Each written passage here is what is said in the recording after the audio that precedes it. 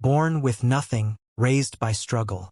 Howard Schultz was born in 1953 in Brooklyn, New York, not into opportunity, but into limitation.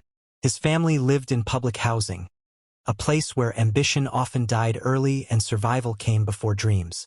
His father, Fred Schultz, worked low-paying delivery and factory jobs. He had no college degree, no health insurance, and no job security. One winter day, Fred slipped on ice while working and severely injured his leg. That single accident changed everything.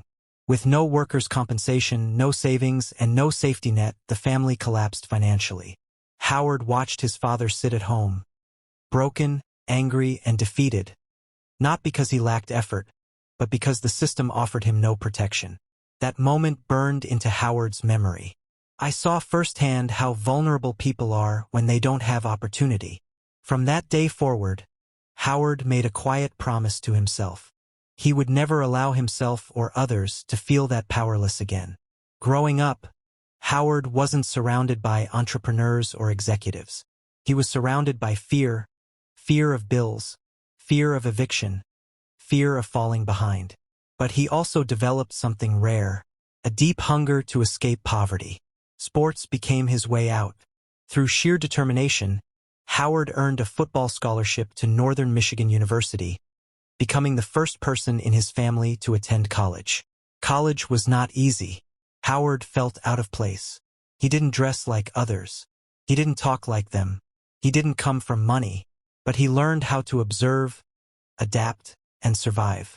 He graduated with a degree in communications, armed not with privilege, but with resilience. Howard didn't dream of being rich. He dreamed of security, dignity, and freedom. After college, Howard Schultz entered the corporate world, working in sales roles that taught him discipline but gave him little fulfillment. Then one job changed everything. Howard joined a small company that sold coffee-making equipment. During his work, he noticed something unusual. A tiny Seattle-based business called Starbucks Coffee Company was ordering a surprisingly large number of machines. Curious, Howard flew to Seattle. What he found was not a coffee empire. It was a humble operation with a handful of stores selling coffee beans, not drinks.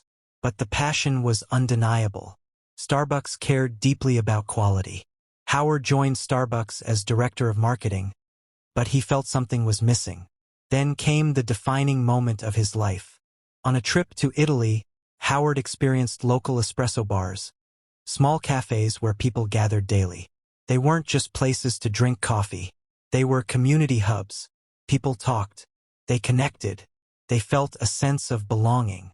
Howard realized something powerful. America didn't have a third place. Not home, not work, but a place in between. He returned to Starbucks with a bold idea. Transform Starbucks into a coffeehouse experience, not just a coffee retailer. The founders rejected the idea. They didn't want to change the business model. Howard faced a crossroads. Stay safe or bet everything on a vision no one believed in. He chose the risk. Howard left Starbucks, raised capital from skeptical investors, and opened his own espresso bars. The journey was brutal. Investors doubted him. Money was tight. Failure was close. But Howard didn't quit. Eventually, he bought Starbucks itself and became CEO. That decision didn't just change his life. Howard Schultz didn't just want to sell coffee. He wanted to redefine what a coffeehouse meant in America. Every cup, every store, every interaction mattered. When Howard became CEO of Starbucks, the company had only a handful of stores. His vision was ambitious. Starbucks would be the third place for millions. A comfortable, safe space between home and work where people could connect, think, and belong. But scaling this vision came with massive challenges. Many investors were skeptical. Wall Street wanted fast profits.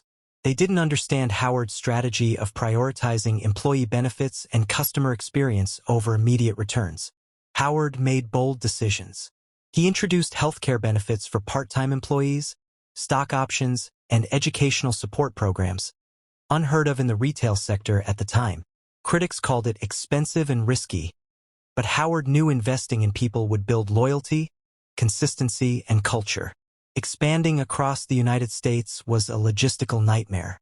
Howard personally oversaw store designs, training, and supplier relationships. He wanted each Starbucks to maintain the same warmth and sense of community. Every detail mattered, from barista uniforms to the aroma of freshly brewed coffee. As Starbucks grew, Howard also faced cultural resistance. Coffee was not America's main beverage.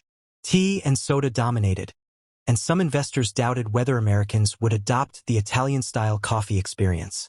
Howard Schultz relied on persistence and intuition. He emphasized storytelling. Starbucks was more than coffee. It was an experience, a lifestyle, and a connection. Slowly, Americans embraced the idea.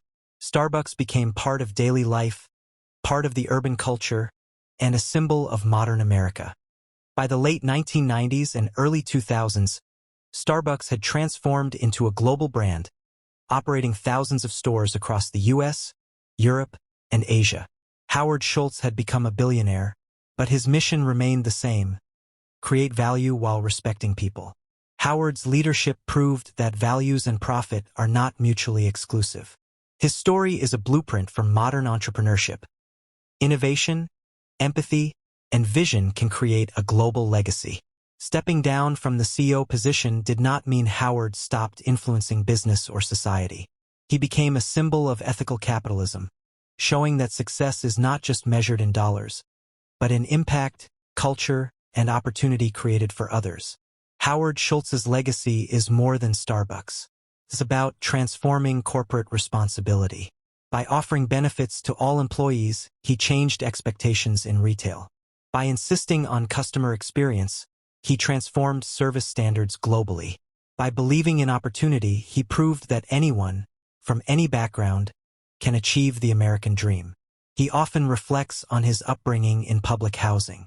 Those early struggles, watching his father fail due to lack of opportunity, shaped every business decision. Howard's story proves an essential truth. Your beginnings don't define your ending. Your vision and persistence do. Lessons from Howard Schultz. Vision over comfort. Dream bigger than your current reality. People first. Invest in employees. Culture scales faster than products. Persistence beats doubt. Skeptics are part of the journey. Ethical leadership matters. Profit is hollow without purpose. Howard Schultz didn't just build a billion-dollar brand. He built a story that inspires millions. From public housing in Brooklyn to global recognition, from doubt to billionaire status, his journey embodies the real American dream. Howard Schultz didn't win by chance.